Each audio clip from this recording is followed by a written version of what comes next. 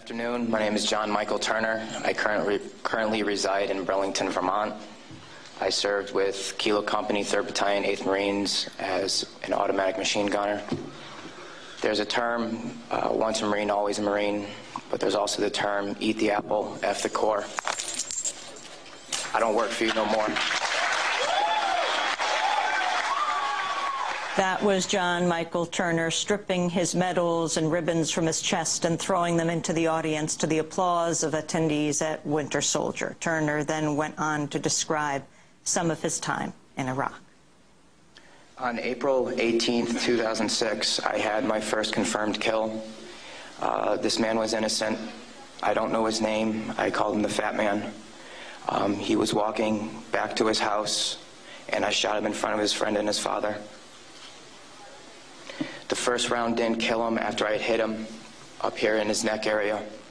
And afterwards he started screaming and looked right into my eyes.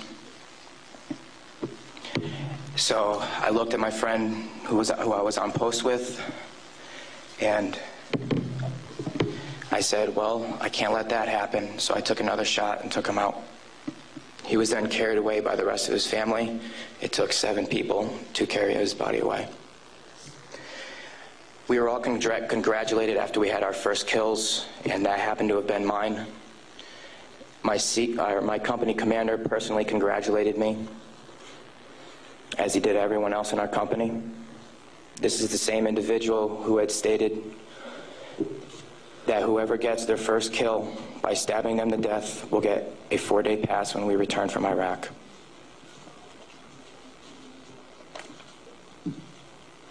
There was one incident where we got into a firefight just south of the government center, about 2,000 meters. We had no idea where the fire was coming from, and the way our rules of engagement were, pinpoint where the fire is coming from and throw a rocket at it. So with that being said, we still didn't know where the fire was coming from, and an 84mm rocket was shot into a house. I do not know if there was anyone in it. We do not know if that's where the fire was coming from, but that's what was done. Please go to the next image.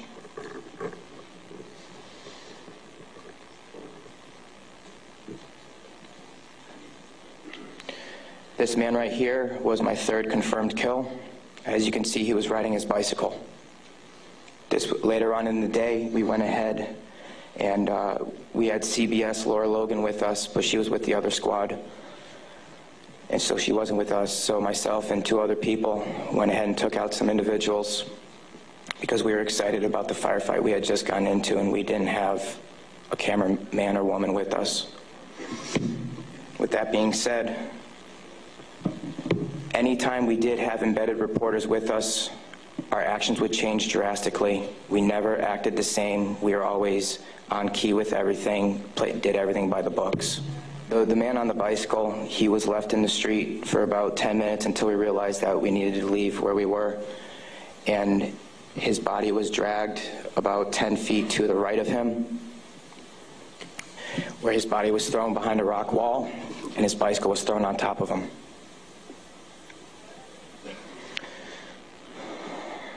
Another thing that we used to do a lot was recon by fire, where we would go ahead and try to start a firefight if we felt threatened in any way, shape, or form. There's one particular incident where we were working with the Iraqi Army and the Iraqi Special Forces in downtown Ramadi, and with our squad and the Iraqi Army, there was also lieutenant colonels, majors, first sergeants, and sergeant majors. Sorry, sergeants major. With that being said, the Iraqi Army would go into the house, kick in the doors, and then go ahead and shoot. And there were loud bursts of machine gun fire. We thought we were taking fire, but then we later found out that it was them.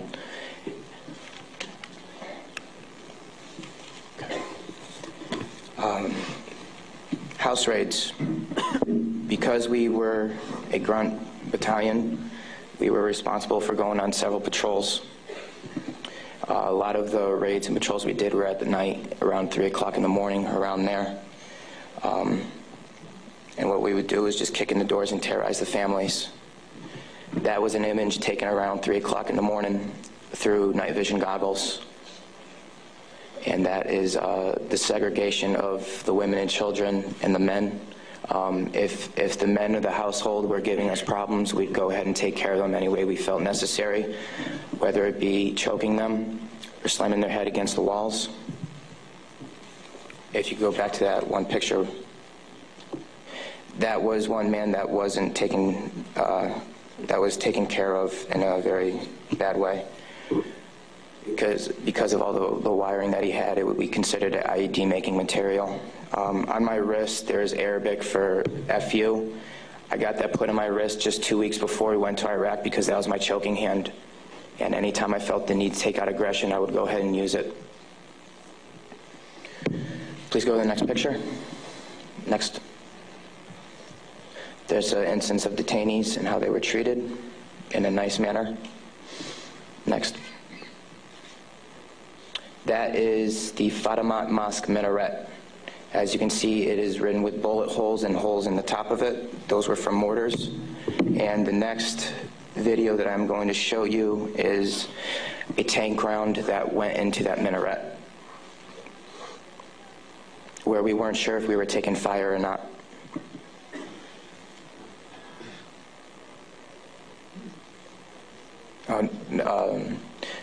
I'll talk about this one. This is after one of the guys in a weapons company had gotten shot. This is a way that we would take out our aggression. For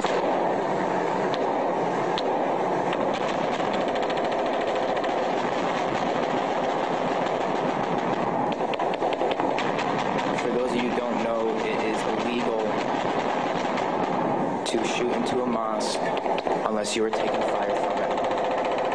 There was no fire that was taken from that mosque. It was shot into because we were angry. Can you please play the next video?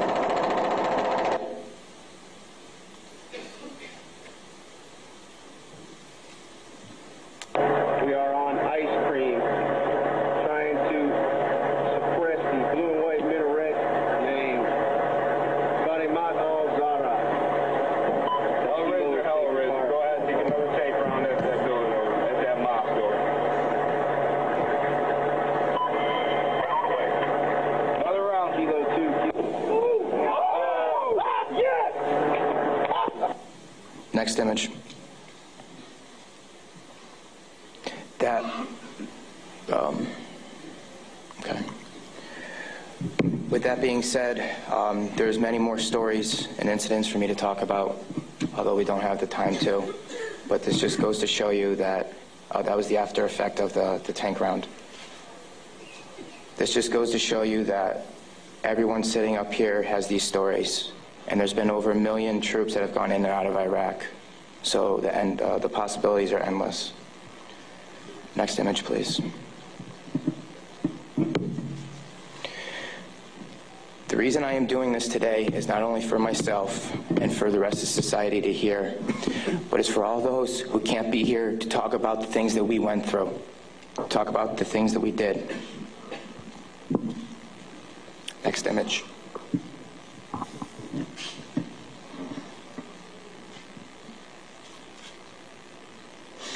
Those 4 crosses and this memorial service were for the 5 guys in Kilo Company, 3rd Battalion, 8th Marines that we lost.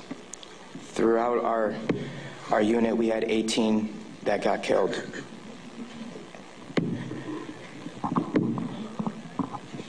With that being said, that is my testimony. I just want to say that I am sorry for the hate and destruction that I've inflicted on innocent people. And I'm sorry for the hate and destruction that others have inflicted on innocent people.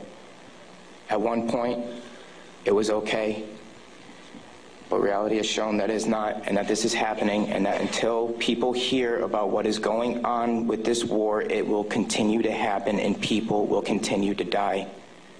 I am sorry for the things that I did. I am no longer the monster that I once was. Thank you. Former Marine John Michael Turner fought with the 3rd Battalion, 8th Marines. The videos and photos the soldiers showed can be seen at our website, democracynow.org. This is